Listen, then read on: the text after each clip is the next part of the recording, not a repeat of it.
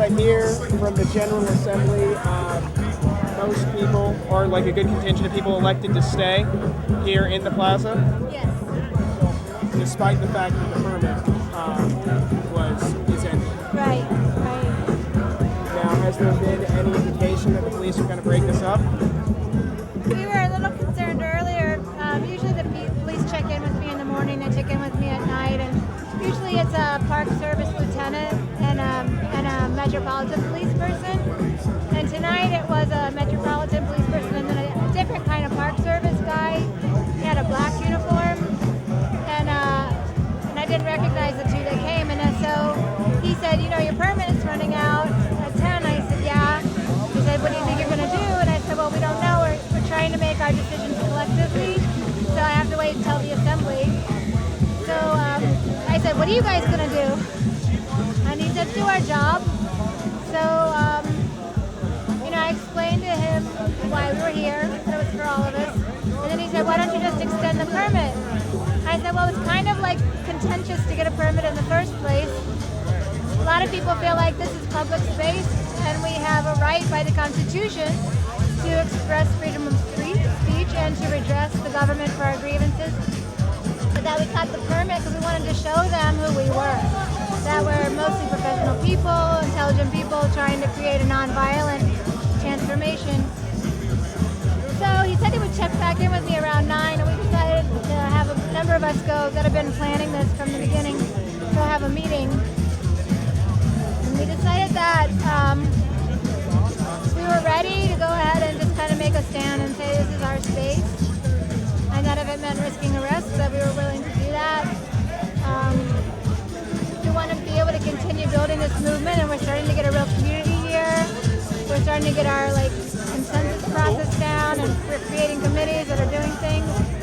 So we came back and we presented that to the assembly that we were why we were doing it. That really we're standing up for people that can't stand up for themselves, and that's why we came here, and that we were going to stay here and risk arrest, and if anybody wanted to join us, they could. And I think a pretty good number of hands went up. So we're all ready. We've got our phone number on our arm, and we've all registered with legal. I think they might have just been trying to scare us.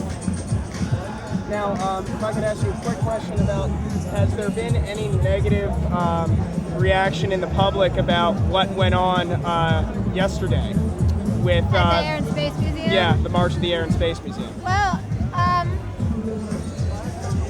from what I heard there, an editor of the American Spectator did and that came out this morning, right, Howley, that he purposefully infiltrated on Friday in order to try to instigate violence and make us look bad. And then he bragged about it, so that was not very smart. I believe at the morning assembly, a delegation decided that they wanted to go back up to the Air and Space Museum and take a copy of that article and speak with the security officers and just explain to them that that wasn't us, that we're nonviolent, and we were sorry that happened and they got so frightened. So I think that happened. There was a consensus that was okay. And do you have any information about the march against the National Security Agency? No. How that went? I don't even know if it happened. Actually, the news people called me and asked me where everybody was, so I'm not sure. But there was another march that went out, Military Families Speak Out, and some veterans that marched to the White House to ask Obama for their beer summit. And, and there was an incident there. A gentleman that's been here who has had a stroke and had a speech disability said that he wanted to throw a shoe at the White House. And multiple times we asked him, is that at the White House? And he said yes every time. So he met with legal and made sure they got all their paperwork and everything. And a legal observer went with him and a lawyer.